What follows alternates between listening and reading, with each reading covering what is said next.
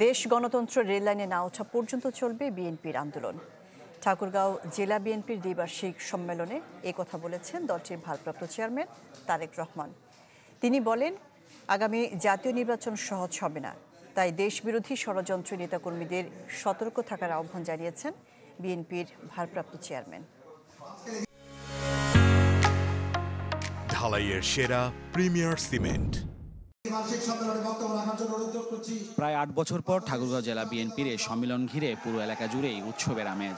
সোমবার সকাল থেকে খণ্ড খণ্ড মিছিল নিয়ে ভিড় বাড়ে নেতাকর্মীদের। সম্মেলনের উদ্বোধন করে বিএনপির মহাসচিব বলেন, ফেব্রুয়ারিতে হবে নির্বাচন। এই সময় গণতান্ত্রিক রাষ্ট্র প্রতিষ্ঠায় সবাইকে ঐক্যবদ্ধ থাকার আহ্বান জানান।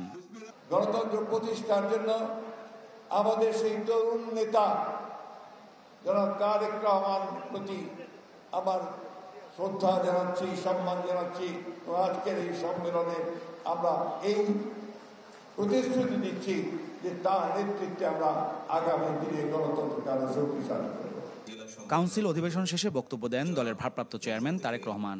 বলেন, দেশবিরোধী ষড়যন্ত্র চলছে, তাই সতর্ক থাকতে হবে সবাইকে। গণতন্ত্রের প্রতি যে কোনো হুমকিকে আমরা মোকাবেলা করব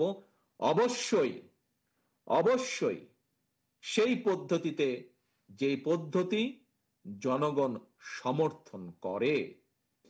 এ সময় আসন্ন জাতীয় সংসদ নির্বাচন সহজ হবে না বলে মন্তব্য করেন তারেক রহমান। বলেন, গণতন্ত্র প্রতিষ্ঠায় বিএনপির সংগ্রাম চলবেই।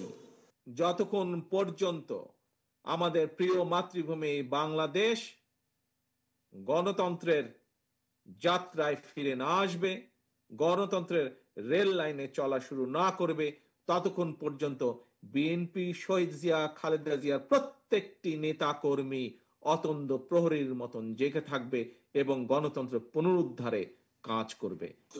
এদিন কাউন্সিল অধিবেশনে ভোট দেন ৫ উপজেলা ও ৩ পৌরসভার ৮০০-র বেশি কাউন্সিলর। প্রায় ৮ বছর পর অনুষ্ঠিত হলো ঠাকুরগাঁও জেলা বিএনপির দ্বিবার্ষিক সম্মেলন। অনুষ্ঠানে সিনিয়র নেতারা বলেন, বিএনপি নেতাকর্মীরা যাতে সামনে সুষ্ঠু ও অবাধ নির্বাচনের জন্য সজাগ থাকে। এছাড়াও বিএনপির যে ৩১ দফা তা যেন জনগণের সামনে তুলে ধরেন। মাহফুজ কামাল, চ্যানেল 24, ঠাকুরগাঁও।